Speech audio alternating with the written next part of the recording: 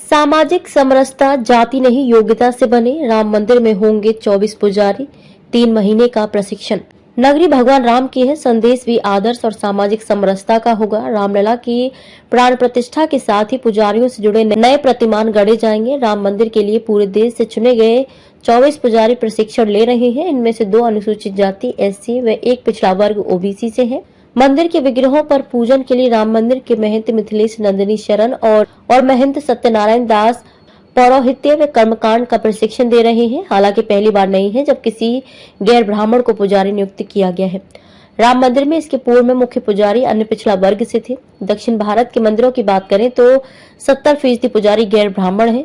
शैव परंपरा के अखाड़ों में भी गैर ब्राह्मणों का ही वर्चस्व है। पुजारियों का चयन सिर्फ योग्यता के आधार पर किया गया है। स्वामी रामानंद ने कहा था कि जाति पाति पूछे न कोई, हरि का भजे सो हरि का होई। प्राण प्रतिष्ठा के साथ ही समाज को भी एक नया संदेश देने के लिए तीर्थ क्षेत्र ट्रस्ट ने ये पहल की है।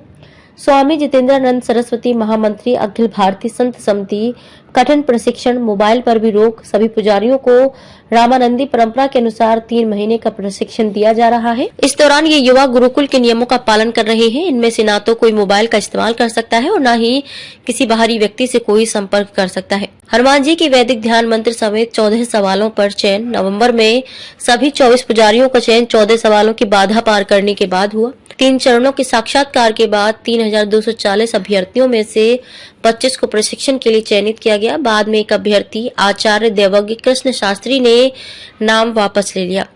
आचार्य शास्त्री के अनुसार अंतिम दौर के 3 सवाल बेहद कठिन थे। हनुमान जी का वैदिक ध्यान मंत्र, सीता ध्यान मंत्र और भरत जी का ध्यान मंत्र। सामान्यतः लोगों को इसका ध्यान नहीं रहता। पहले चरण में संध्या वंदन, नाम, गोत्र, शाखा, प्रवर। दूसरे चरण में आचार्य की डिग्री के अनुसार प्रश्न पूछे गए।